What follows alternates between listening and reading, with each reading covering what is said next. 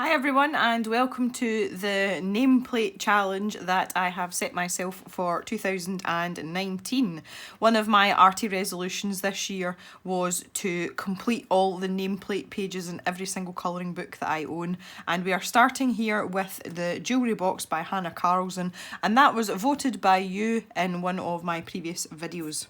I kind of want to keep a similar feel to the other Hanna Karlzon nameplate that I've already coloured in, which I am going to show you. This is Seasons and my nameplate page, which was completed in here. As you can see, there's quite a lot going on in it, but I was exceptionally pleased with how this turned out. So I would like to keep the same sort of feel when doing this one as well. I will name pencils that I am using if you guys want to follow along, and if there's anything that I'm going to do off camera, I will let you know in advance. We are using Prismacolor pencils for this, and I am going to make a start on this peacock on the right hand side of the page because I'm left-handed, and especially working with Prismacolors I don't like to smear what I'm doing. So we're going to start here and work my way across. If you are of the opposite hand, then feel free to start at the other side.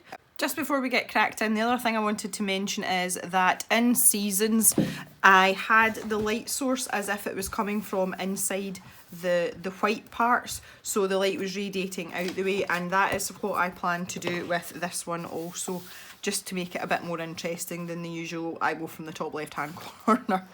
So I have looked at some reference images of our peacock friends. I was just about to say parrots there. God, this is not going to go well today. And there's quite an interesting set of colours. So I have been scribbling out some colours here to try and figure out what I want to do. And the colours are so rich and bold, and I figured just the easiest way to do it was to start at the top of the peacock's head and work my way down. The first colour I'm going to start with, and this might be a bit of a shock to the system, is actually black. So I have my black pencil, and at the bottom of these circles I am just going to tickle in a tiny little bit of this to get us started.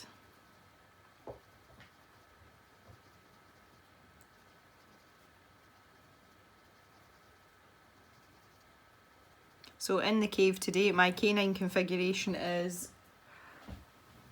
I'm just having a look round at one puppy, and that is it.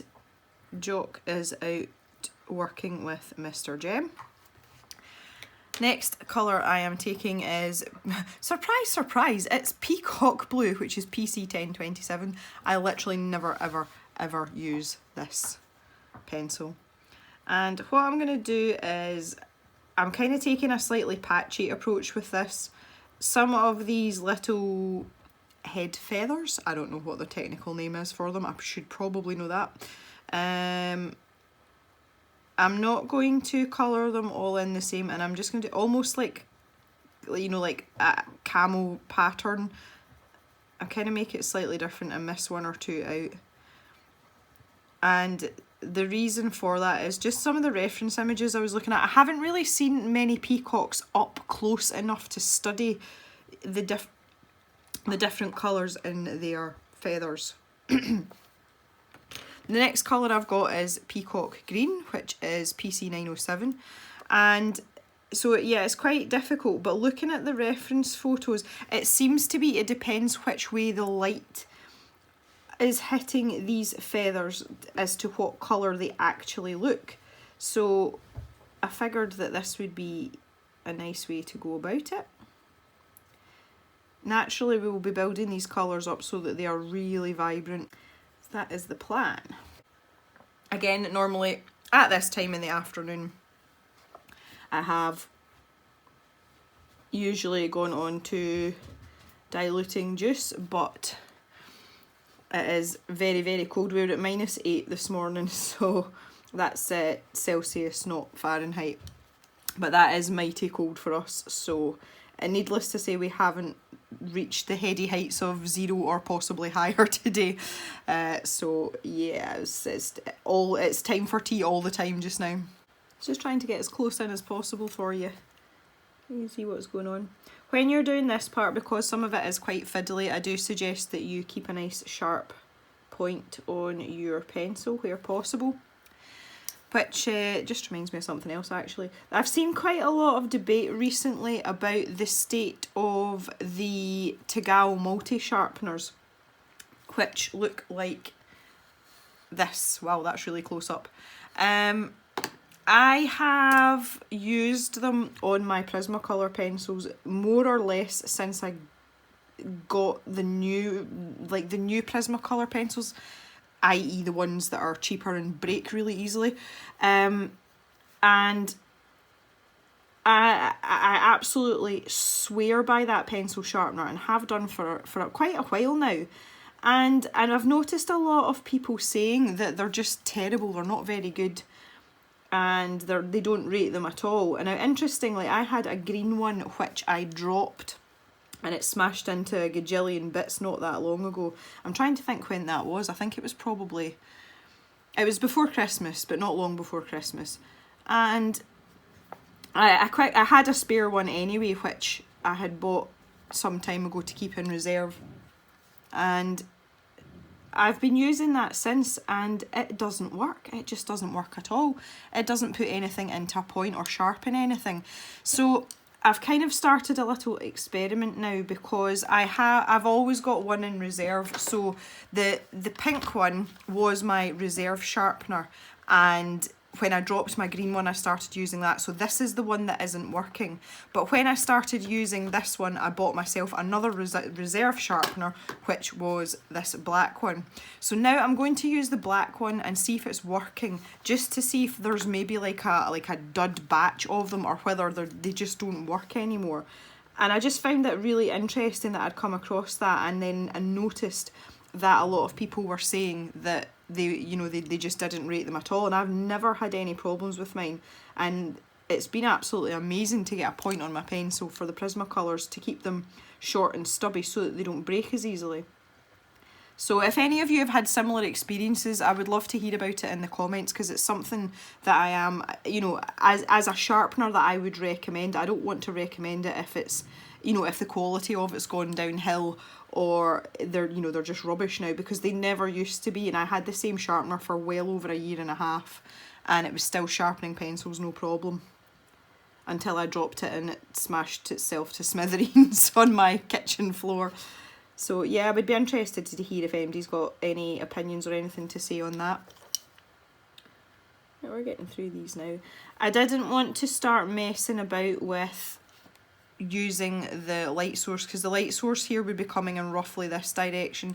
These spaces are too small for it, and the colours that I'm using are quite dark. So what I'm going to do is I am going to use a little bit of maybe white gouache or white gel pen at the end to pick up where the highlights and the reflections should be on these. We'll wait and see nearer the end, nearer the time. I honestly sat for about, it was a good, I don't know, maybe 40 minutes umming and ahhing about what pencils I should be using and what colours I should be using. So, which is, I do like to plan, but it's quite unlike me. So I was kind of laughing at myself a little bit. I was just like, just start filming the video.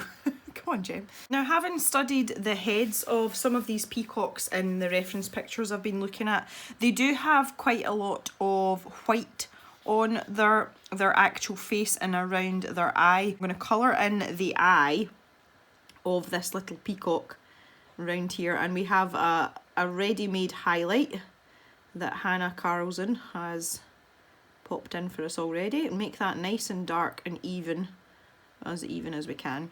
And this ring round the outside of the eye, it is quite a small space anyway, so it's going to be quite fiddly to colour. I'm just going to leave that white, and I'm going to kind of augment the colours that I'm using round about. So the next colour that I have is parrot green, and I'm going to put a nice layer of that down here. And when you look at the feathers on these birds, they're very sort of iridescent looking, and it makes it quite difficult to colour stuff like that. Unless you cheat in inverted commas and start using paint or whatever. Bearing in mind that our light source is going to be coming in this direction, we're going to want the darker part round this outside at the back. Now this colour I'm using is cobalt turquoise. Now I've got one of the old ones, so I don't have the code on it. I'll just look it up for you guys, make things easy for you. I'm sure it's yeah, cobalt turquoise. PC 105 is what you're looking for. Yeah, so let's just pop a little bit of this round here because that's the furthest away part from our light source, and then we can just blend that in back in with the parrot green, and we'll make this quite saturated round this back edge.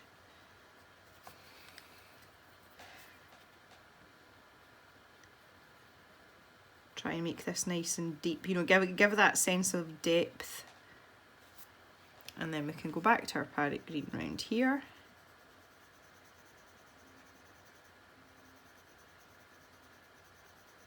There we go. And just keep a nice light little circles. And I am going to try and slip in some light green at the bottom here and see what that looks like. This might be a terrible idea, but by the same token it might work out. Yeah, that looks okay. Just get that nice. Again, pressing quite hard with that. It is quite a light colour. I don't want it to get swallowed up in with the parrot green, which I'm going to go back to now and just smooth the last of this out. Join everything together. Make it nice. I am going to take my black pencil and I am just going to put in a tiny little shadow at the back here of this eye. Right, moving on to the feathers around the peacock's head. China blue, which is PC 1100. Peacock blue, again, which is PC 1027. And I'm also going to use indigo blue, which is PC 901. So I'm going to start with the China blue. Again, it's the lightest colour. And I'm just going to go all the way up and round here.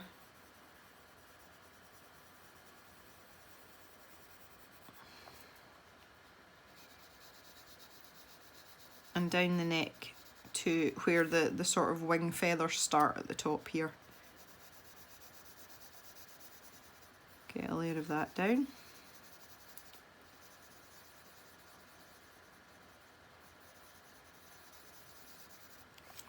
Superb. Now I'm going to take the peacock blue and I'm going to start working away. Probably about there. I'm just going to work up round, and I'm leaving a little bit of lighter shades round here and maybe up here as well. There isn't an exact science, and these these feathers for my liking are far too small to start messing about with. That's just not the plan at all. So I'm going to take the peacock blue to the back edge now, like this, and maybe take it to about there. And then take my darkest colour, which is the indigo blue. And again, much as the same as I did at the back edge here, that's kind of what I'm doing here. So there's my darkest blue going down.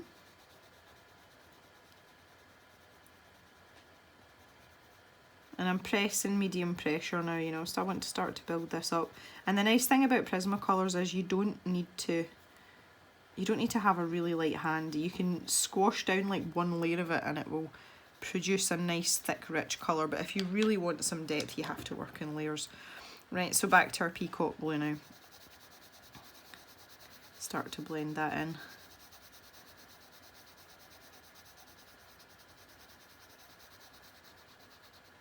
Like this. I'm not being particularly careful here either. Just pop that in there.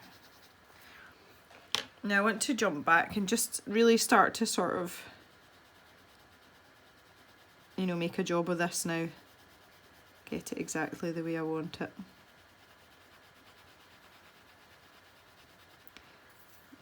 Now you can mess about with stuff like this till your little heart's content, you know, just getting the balance right between the colours. There's nothing stopping you doing that.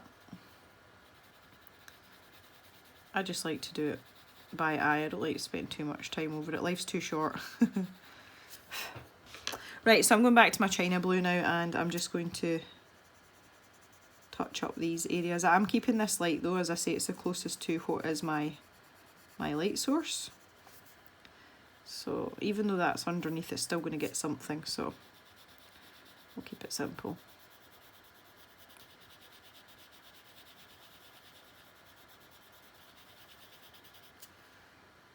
Just add a bit of colour in here. There we go. I am just going to go back to my black pencil for a minute and do exactly as I did before, and I'm just going to pop a little bit of black in there at the back.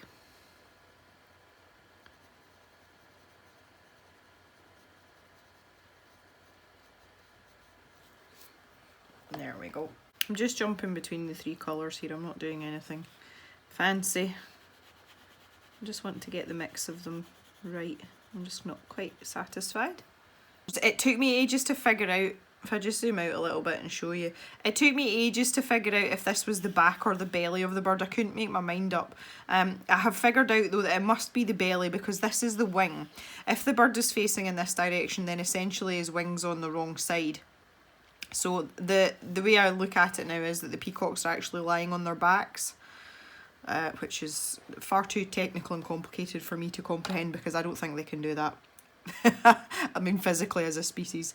Right, so I'm basically just going to do the same thing here with the belly as I have done up here around the head and the neck. So I'm just going to take this China blue and put a really soft layer of that down over its entire belly.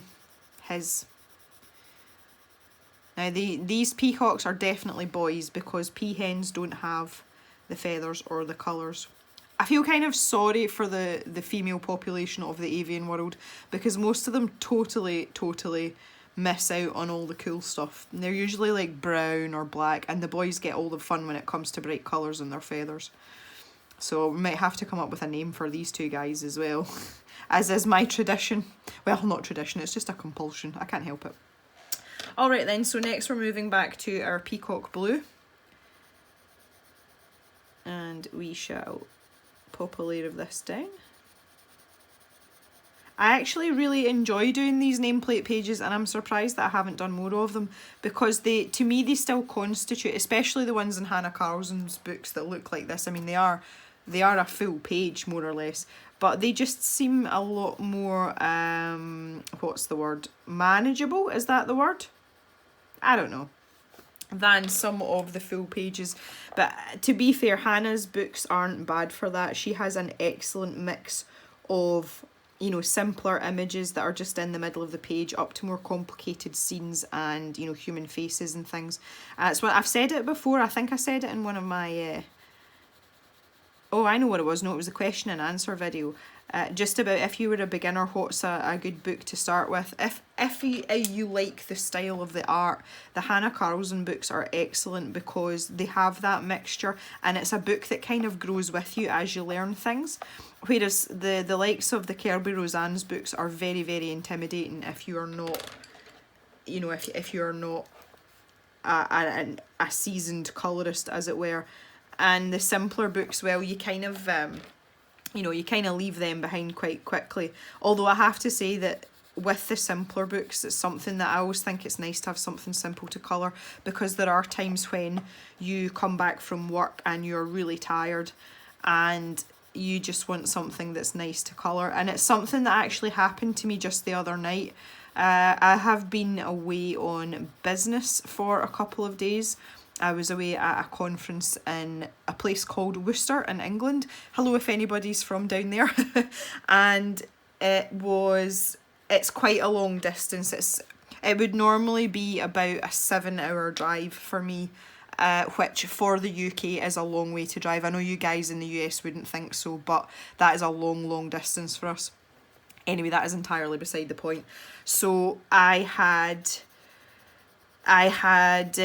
been at this conference all day, and I had to get myself home that night because our weather forecast has not been good at all, and it was the best time for me to travel. So driving for 7 hours in the dark after being at a conference all day is not an ideal situation, and it was very tiring. There was a lot of snow, there was a lot of freezing fog, so by the time I got back I was absolutely knackered. Hold that thought till we sort out some more colours. Alright, so I'm going to move on to two pairs of colours here. I am using the light green, which is PC920, and true green, which is PC910. So they're going to work as a pair. So I've got a light tone and a mid-tone. And I'm going back to the pairing that we used up here, which was the parrot green, PC1006, and the cobalt turquoise, which is PC905. Yes, so I drove home in pretty horrendous conditions, and I didn't get home until midnight. So the following day when I got up, I expected to be reasonably fresh, because when I went home at midnight, apart from giving my dogs a quick cuddle, and the same for my husband, I basically just went straight to bed. So I was expecting to feel a little bit rejuvenated and refreshed the following day, and I really didn't. It wasn't so good. So I did a sort of, I had a minimal workload. I gave myself a minimal workload. I just did the sort of things that I really had to do for work. And I thought I'll just have a nice quiet day in front of the fire, because again it was like -8. You know, it's not really a day you want to be outside any longer than you have to. And by about 4 in the afternoon I could feel myself like starting to nod off. But I really wanted to do something arty, but I was just so tired, and I thought I don't even have the energy to, you know, to do like a simple pencil sketch. I don't have the brain power or the imagination, and normally for me that's like my default. It's like almost like a comfort thing, just a graphite pencil in my sketchbook, and that's enough to satisfy me. But I genuinely, I just didn't have the processing power for it. I just meant to say I'm using the light green here just in case anyone's wondering. I'm scribbling away here, chatting away, not telling you what I'm doing. So I picked out a really simple design from a PDF book that I have, and I downloaded it years ago. It's one of Bennett Klein's first Colour My sketchbooks, and there's some simpler designs in that, and it's one that his daughter has put one of her mandala patterns in, and she calls them mandalas. And I'm not really into patterns and mandalas, but I just got my colouring pencils out and just started sort of, you know, plugging away at it. And because it didn't require any processing power, and I could make it symmetrical, so I didn't have to think about, you know, the colour schemes and all the rest of it. And I maybe only sat and coloured for about half an hour, maybe not even that. But it was enough to satisfy that sort of arty-farty need. Okay, I'm going to have to sharpen this because these spaces are tight in here. Okay, this is the new Tagal sharpener. I always sharpen my Prismacolor pencils on a number 2. That is just the way I like my stump. Now this one is fine. This is the first time I'm doing this, so it's absolutely fine. But the pink one was like this for the first little while as well, for the first maybe week. So, but as you can see, that is lovely. That's exactly the kind of point I'm looking for. So let's just see how we go. So yeah, that was enough just to satisfy my little arty need. But you know, I really, in my head I was like, oh, I could get the watercolours out and, you know, have another practice with the watercolours. And the sensible part of my brain was going, get real, Jem. You don't have the energy to drag yourself off the couch, let alone start with watercolours. And that sensible part of my brain was absolutely 100% correct. So today I am feeling a little bit more energetic. Not much, it has to be said, because everything that didn't get done yesterday for my work had to be done today. And on top of that, we are still in freezing temperatures. So we spent a lot of time early in the morning thawing out pipes and thawing out water for the animals that have, you know, are in areas where the water troughs have frozen. So I've had a pretty heavy day today as well. I'm not really feeling the love much, but I'm not as much of a zombie as I was yesterday, which I am thankful for. So obviously if I was really tired, I probably wouldn't be doing this. Right, so that was the true green that I was using. I'm going back to my light green now, and I'm just going to sort of blend some of this together. I don't want to blend it too much because I want you to be able to see the difference, because the colour difference between the two of these is quite subtle. But that looks pretty good to me. Now I'm going to just take the parrot green on its own and just run it down the edge of some of these parts that I've coloured in. Again, probably not all of them, it's just to give it a little bit of variety, because as I say, these the peacock's feathers are really iridescent, and some of them seem to catch the light and some of them don't. Just depends on, you know, what angle they're sitting at. There we go, that looks okay.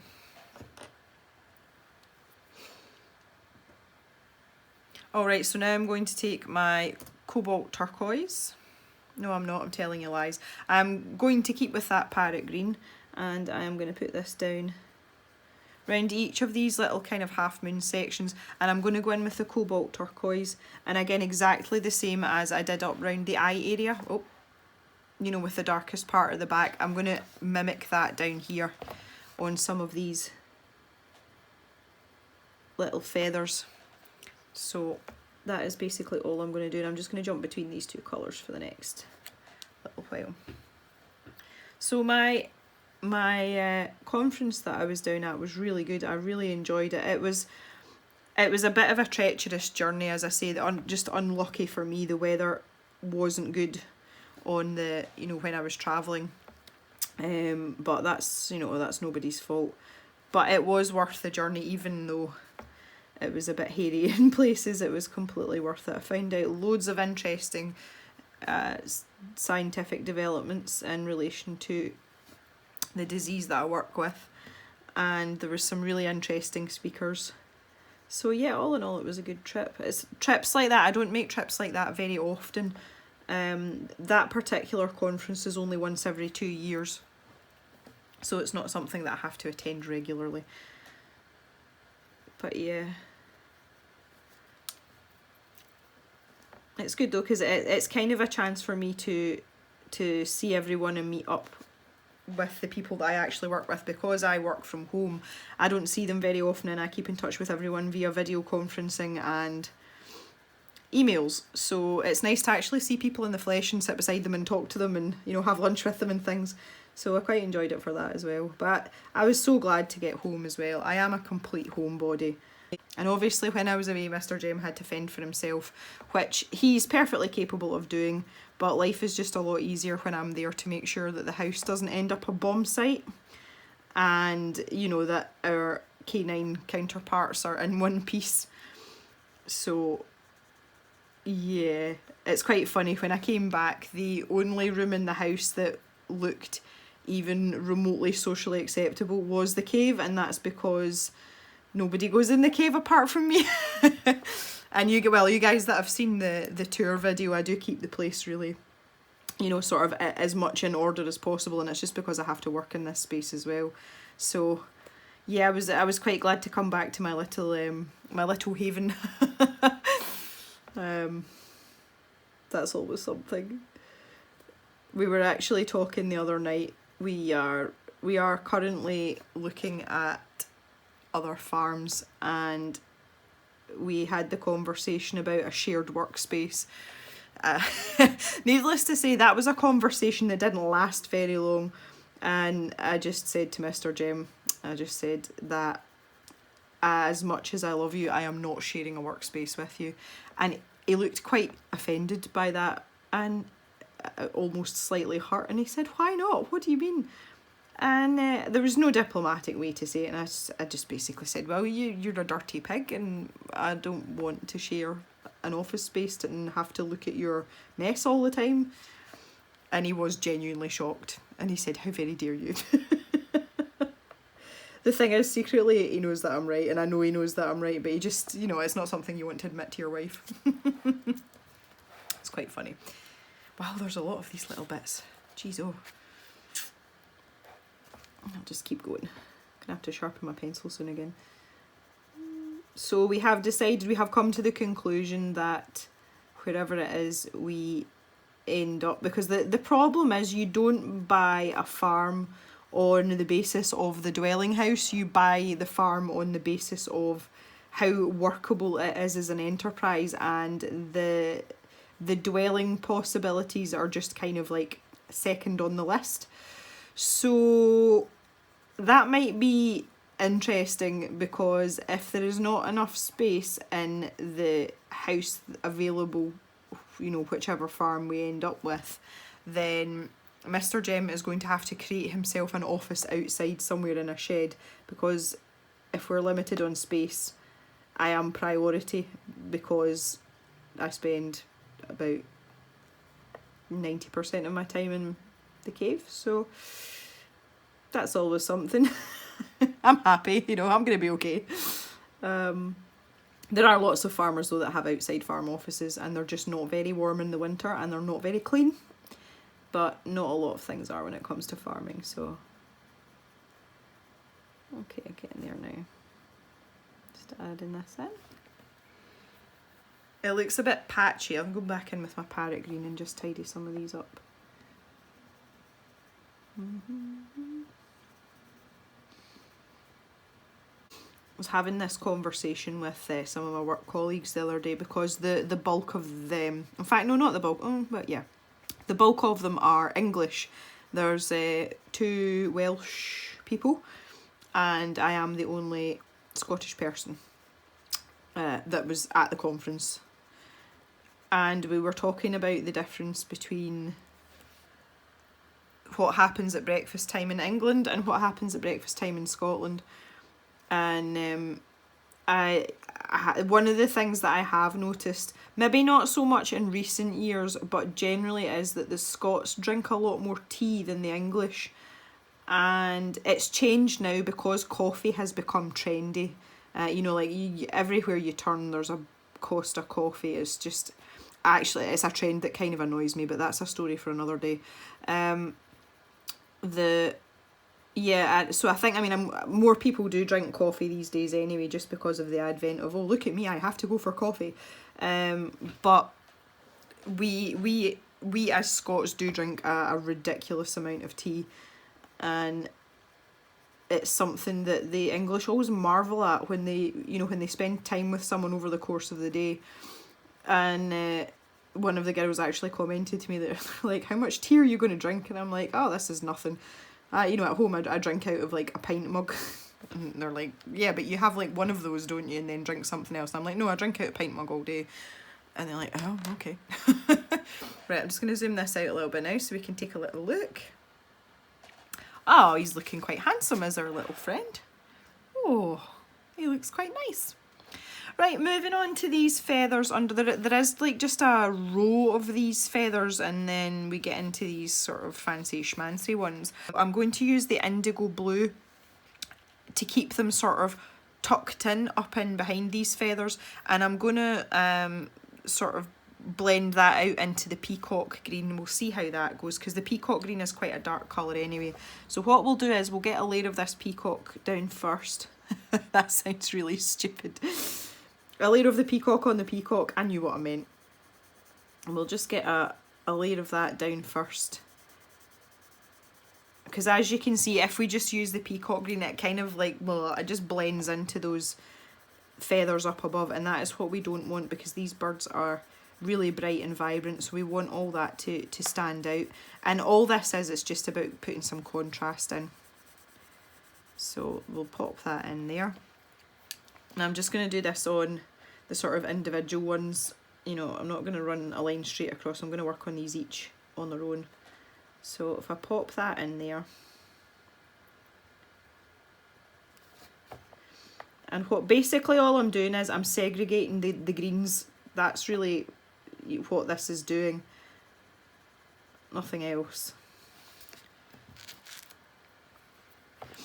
Right, and all we're going to do now is blend the peacock green into the blue.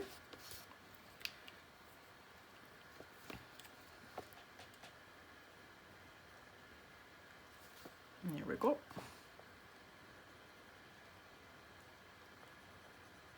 Same here. Now you can press in quite heavy at the top there where you're underneath these paler feathers. Feel free to be quite heavy handed with your indigo. And then we're just going to blend out to this peacock green again.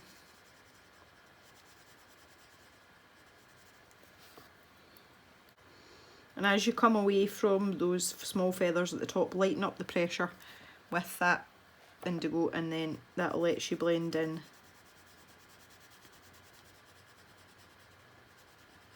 with your other pencil.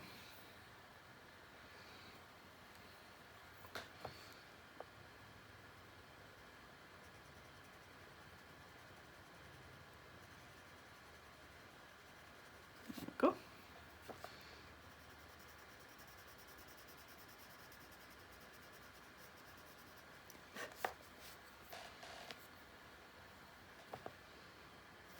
Bit of a sharpen. That's pretty pointy.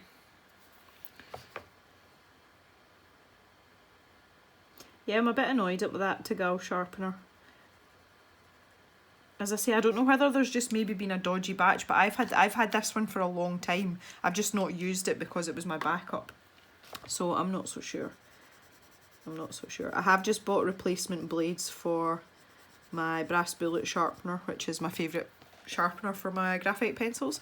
I was kind of investigating the Prismacolor sharpener as well, because I quite like it on occasions as well, and I have realised that you can pull it out of the casing to change the blade as well, so that's kind of good to know. Need to make sure you get the right length of blades for it right enough, but that is good to know. Here we are. Let's finish up this last little bit here. Ooh.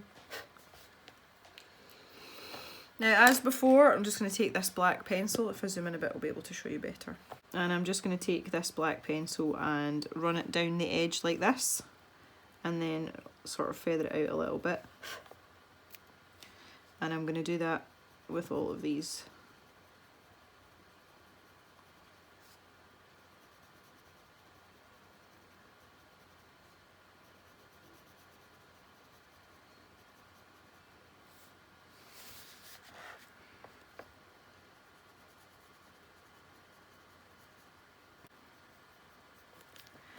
Okay, so you can see them, they look significantly different to these ones up here, so that was exactly what we were going for, exactly what we wanted.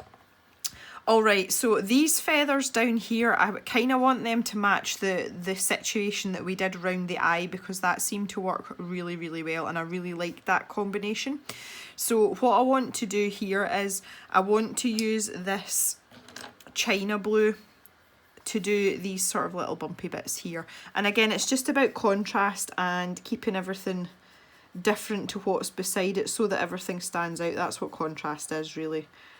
So just by popping a little bit of this in.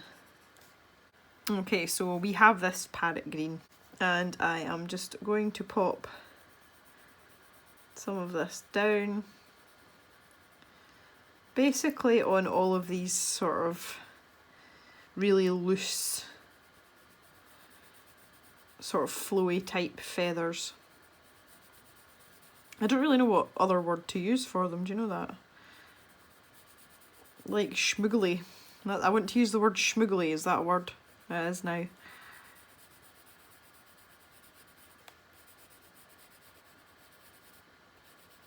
There we are, pop that in there. And that's going to stand out, this one here is going to stand out really nicely because it's in with the blue.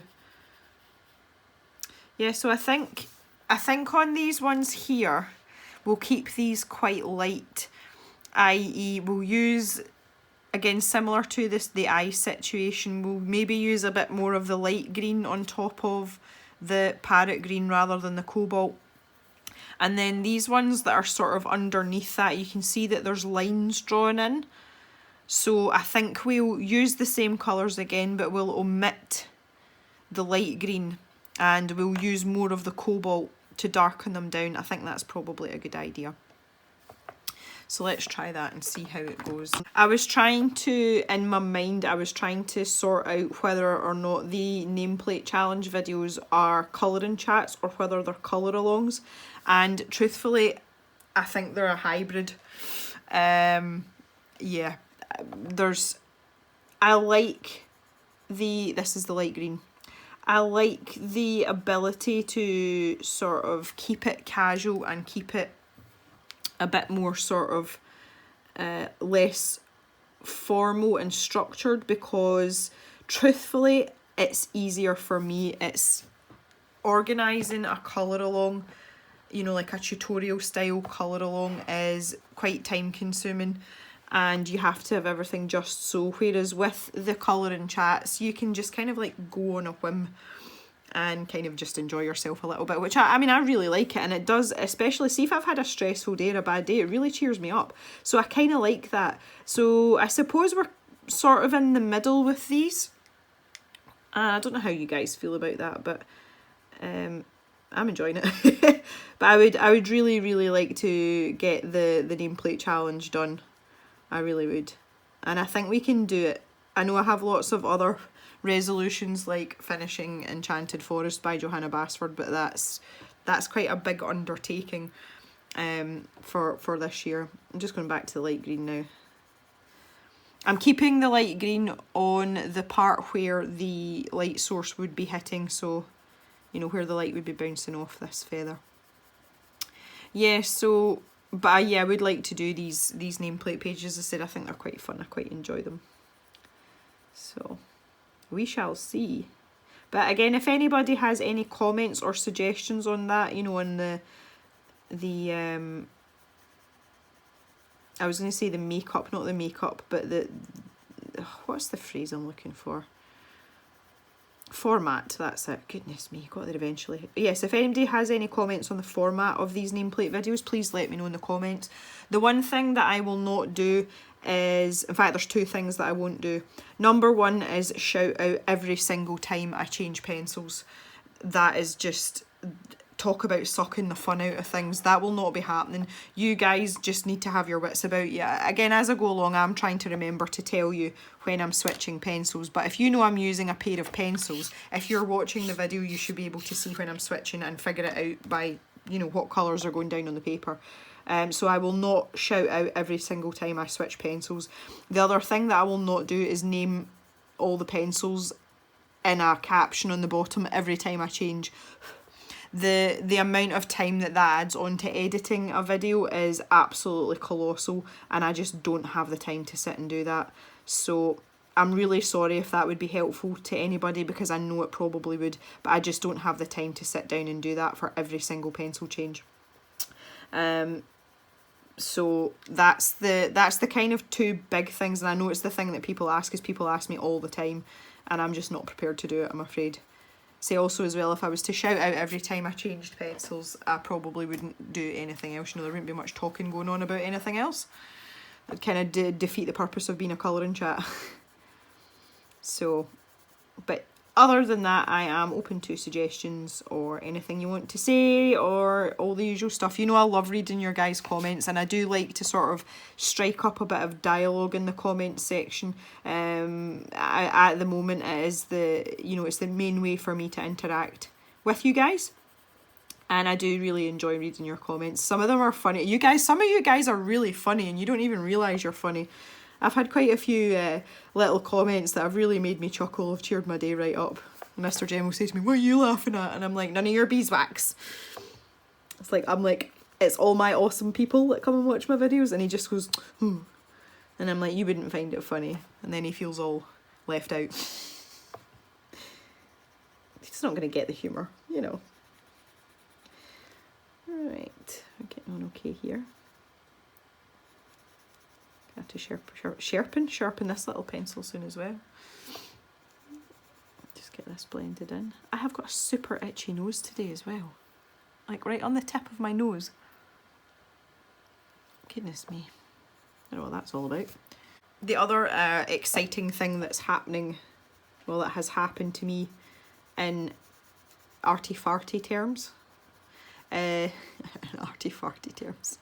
Yeah, to do with art stuff is that my friend who I didn't know liked to paint, found out she likes to paint, has lent me her small set of Winsor and Newton Cotman watercolours. I was telling her about the me trying watercolours and the whole debacle surrounding that, and I was telling her about the Gansai Tambi watercolours, and some people had said in the comments that they're maybe not the easiest to work with as a beginner because they're really meant for rice paper, not Western watercolour paper. So she agreed with that wholeheartedly, and I'm like, how did I not know this about you? But she doesn't actually paint anymore. She used to paint, but she's kept all her supplies and everything. So because she's not using them, she said to me, do you want to try my Winsor and Newton watercolours just to see if you like them, and then that way if you do like them you can go and buy yourself a set. So I was like, oh, that'd be really nice, thanks very much. So she's just given me the little field pocket set, and I think there's only like 12, is it 12 colours? It might be less than that actually. Anyway, so she's given me that little set to play with, and I kind of swatched them out just to see what they were like, because they don't look anything in the pan like they do on the paper. And there's everything I need in that to mix other colours actually, you know, just looking at it. So I haven't painted anything with them yet, but I have swatched them out and got myself a little bit excited. And then my mind flashed back to creating my landscape painting and how much complaining I did and how stressful it was. So yeah, I don't know, but I'll give them a try at least. Okay, these two little bits are really kind of like tucked in behind, so I'm just going to put a light layer of that light green down on top of what we already had there, and then I'm going back to the parrot green and I'm just going to colour over the whole thing with the parrot green like this, and then press really hard in where I want the darker areas to be. Now that's entirely up to you what you decide you want the darker areas to be, but something like that. I went over the lines. Dagnammit. Oh, there we go. Our peacock friend is coming along quite nicely. Alright, so we'll do these feathers down here, and then after that I am going to call it quits for the evening. So what I'm doing now is I am going with the parrot green and the cobalt turquoise. And pretty much like I did before, I'm going to put down a layer of this, of the lighter colour first. I'll just pop it down here. Get that going. There's considerably more of these than the other feathers, but never mind.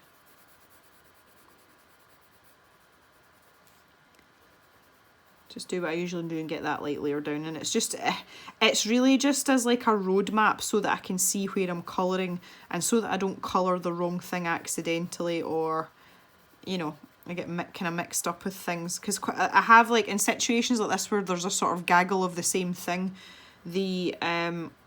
I've accidentally like coloured bits of the background sometimes. That's happened to me quite a few times, so I like doing this because it just sets me on the right road. I know what I should be colouring and what I shouldn't be colouring. It also helps me identify things. I'm sure some of you will come across that occasion when you're colouring and you don't know what an object is, and sometimes by doing this it helps you kind of figure that out.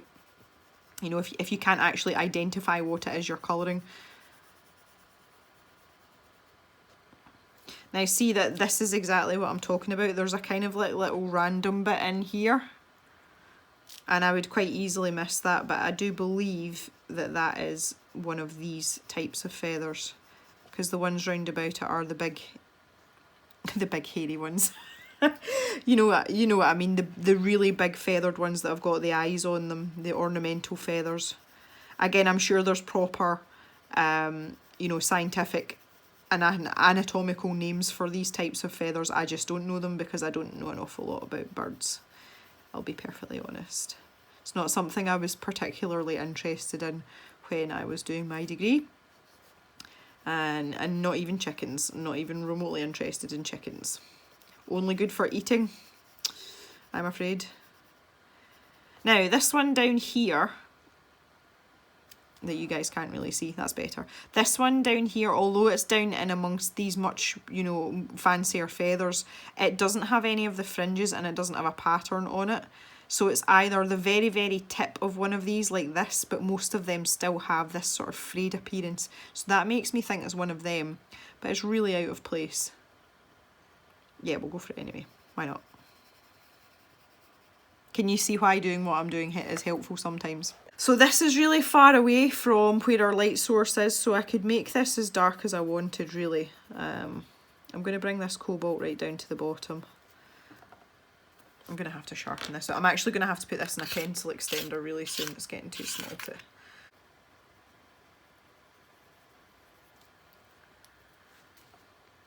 Okay, so that's the cobalt round the outside again. And then I'm just going back in here with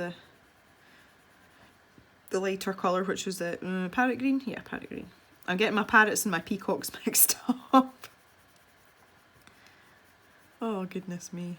Right, how does that look?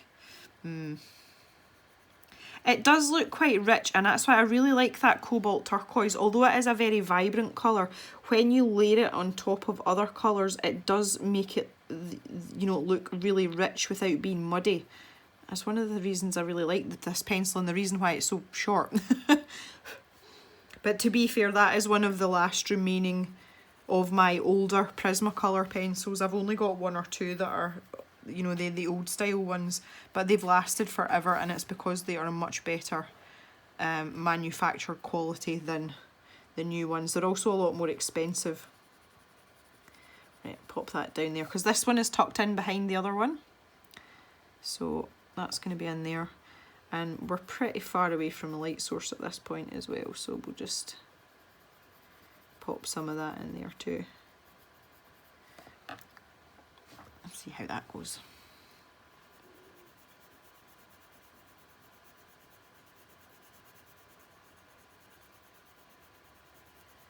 Yeah, it's funny now, although the Prismacolor pencils, I mean, they still are artist grade pencils. There's, you know, there's no sort of denying that.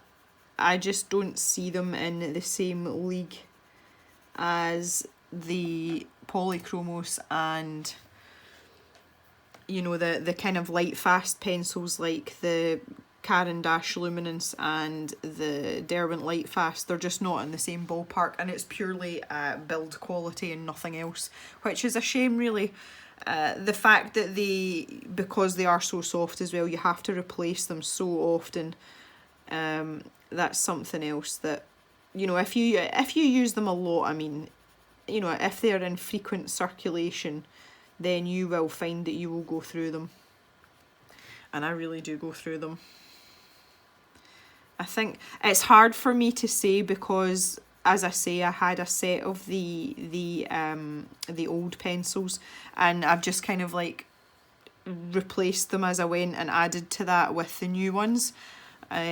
So it's kind of difficult for me to say, but I know just the number of Prismacolor pencils that I have bought in the last year compared to the number of Polychromos replacements.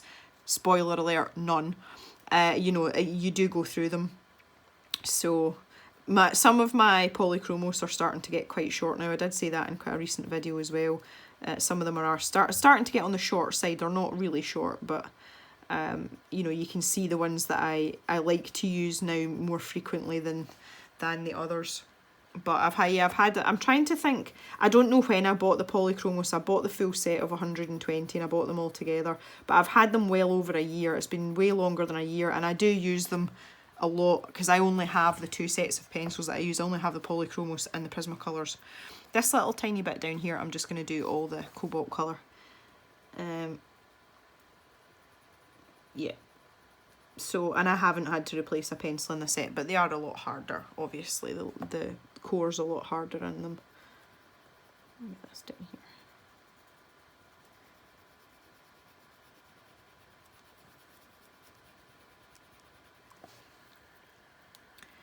But there's something really nice about the softness of Prismacolor and the ease of blendability. It really is. I don't think it teaches you anything about blending pencils because it is so easy. but it is just really nice. And the colour selection's reasonably good as well. I don't really have any complaints on the selection of the colours. You know, I don't think there's any sort of gaps. I would probably say though there are too many blues, that I don't use a lot of my blues,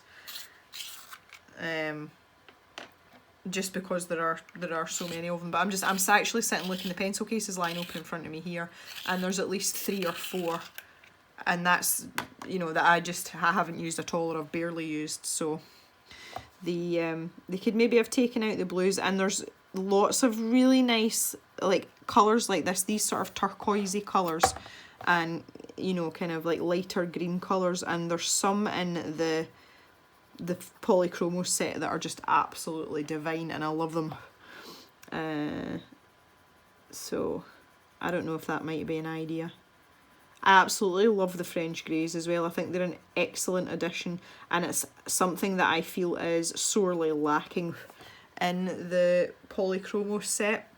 By the same token as well, I think in the Prismacolor set they could do away with the neon pencils. I don't really know anybody that uses them, and I think that's a waste. They should develop other colours to be used in the set rather than the neon ones. But and it's the same in the polychromos as well. Their metallic pencils are just awful. They're just terrible. Just why bother? Really, why bother? But that's just my opinion. I've never used the metallic pencils in either sets. Never. Because they're terrible. Well, this is starting to look really rich now. I'm enjoying this. This is starting to kind of come together a little bit. And this is all, again, this is down to preference. See the actual placement of each of the colours. It is entirely down to you and your own personal preference. And once again, I mean, I always encourage people to go their own way, because that's what helps you learn, and it also helps you, you know, kind of move forward in terms of picking things and improving your skills. You know, I'm always going to be here to guide you, and this is exactly what I'm doing. I'm not telling you what to do in these videos, I'm guiding you, but you can go out on your own at any time. So you might not want to have this dark cobalt in at the root of these feathers. You might think it looks stupid, or it just isn't to your taste. Pick another colour, do it with a dark blue, you know, do it with the indigo and see how it turns out. What have you got to lose? But if you want to do exactly as I'm doing, then that is fine, but you will need to watch very closely. Most of you will know by now though, I mean, when it comes to colouring especially, I just do a lot of things by eye. I just kind of do a section at a time and see how it looks. And, you know, that lets me decide whether things are right or wrong, or do I need to change things. And it means I can adjust things as I go along, which is, you know, to have that sort of flexibility is pretty good. I've just realised I've missed a tiny little bit. That looks as if it belongs to the body down there. Squish a bit of blue in there. Goodness me. So, yeah. Here we are. So I have nothing exciting going on at all anywhere, neither with the channel nor in my personal life or my work life for the next little while. Everything is nice and quiet, and I'm just in my little routine. And to be honest, I'm actually looking forward to it. Much as it's nice to have exciting and different things going on, I really thrive for routine, and I've been sorely lacking in a routine since before Christmas. So I am just, yeah, it's quite nice just to have everything nice and normal and simple for the next little while. So that's kind of made me happy, and everyone's like, oh my god, Jem, you're so boring. But that's okay. I don't mind if people think I'm boring. That is absolutely fine. They can think what they like. I am not interested. That's definitely a thing that comes with age. Not giving a monkey's what people think. But I'm not even interested in going out.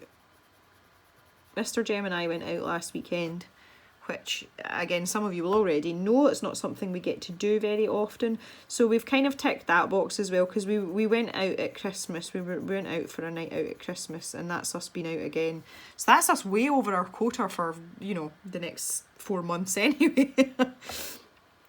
But yeah, no, I'm just looking forward to a bit of quiet time.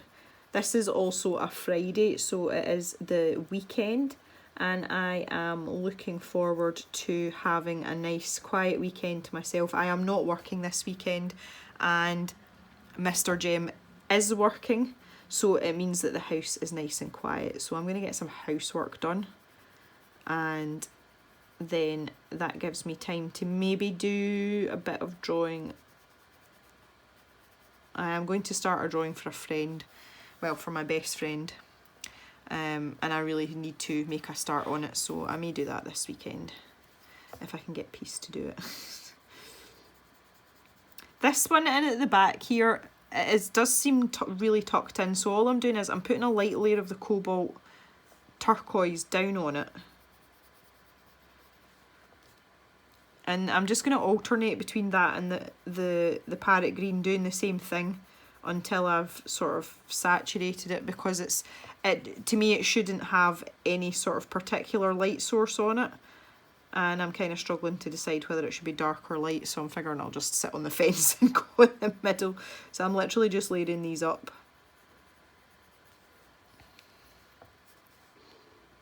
Be nice. The other thing that I really want to do for the channel, it's just popped into my head there, is recently I did a sort of vlog style video, and it was a trip to my local craft store, which is Hobbycraft, which I have been informed reliably by Laurie, I think it was, that is very, very similar to Hobby Lobby in the US. I really want to take y'all to my local art store, because it is just an awesome place. It is not a big shop, it is a proper old-fashioned artist's shop, and when you go in it's got that old-fashioned shop smell, and it's just wonderful, and the lady that runs the shop is absolutely lovely. I really want to take you guys there, so I'll not be doing it anytime soon though, because I usually only go if I have a fair bit of extra cash to spend, because it is quite expensive. So the next time I have some funds saved up, I shall take you for a trip. I haven't been in ages. I don't go in very often, I say, just because it's quite expensive. A lot of the stuff you can get cheaper on the internet as well, but I am a firm believer in supporting local businesses. Maybe we'll go to the other art store. I mean, Hobbycraft is great fun, it really is, because there is such there is a plethora of stuff in there, and there is something for everyone. Even when Mr. Jem goes in, he finds things that he likes. He's like, oh, I could do something with that. You're like, yeah, okay. I'm kind of scared though, because now I've started with watercolours. I might take more of an interest in like paintbrushes and painting things. But when I looked on their website, they stock mostly Daler and Rowney stuff, and I'm not that keen on it. And it's Reeves, you know, it's this kind of cheaper end painting stuff.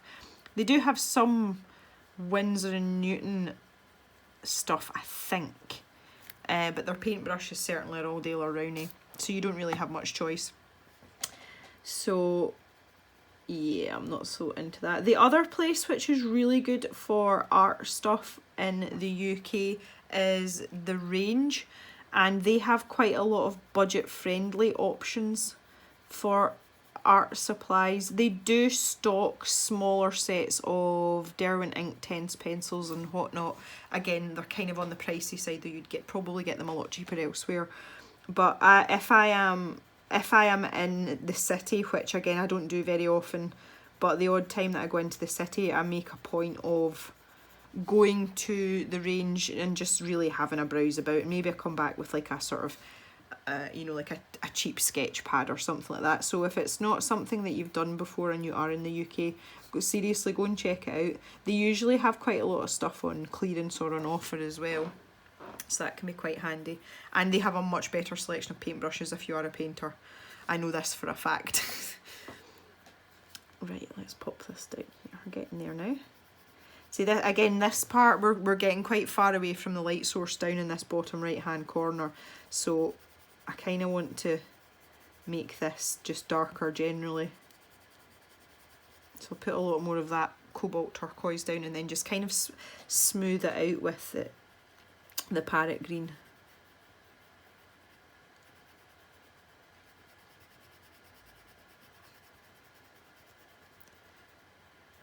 There we go. I might have to edit some of this video down. It's going to be way too long. And again, this one in here, like this is going to be quite dark under here. There's no debating that.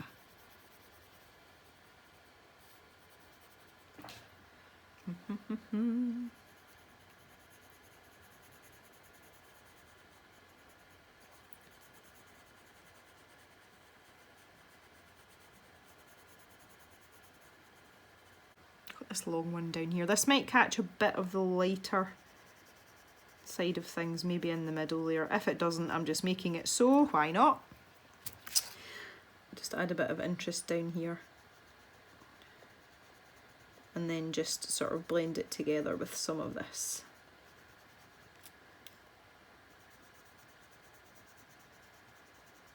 Cobalt turquoise. I couldn't think of the name of that there. Clearly I am still very tired because my brain is in absolute like reverse gear with its snow tires on. It's just crunching away and plodding away through what's going on right now. There we go. Slow and steady wins the race. Right, we got there in the end. Let's have a zoom out. Yeah, what a good start. Right guys, I am going to leave it there for today. Thank you very much for joining me and I hope you've enjoyed yourself if you are colouring along. We will see you in the next video very, very soon. Have a good day guys and bye for now. If you've had a jolly little time to yourself and you'd like to see some more similar videos, you can check some out on the right hand side here. If you are intrigued to see more, you can always smash that subscribe button and you can hit the bell for notifications every time we upload something new. See you soon folks.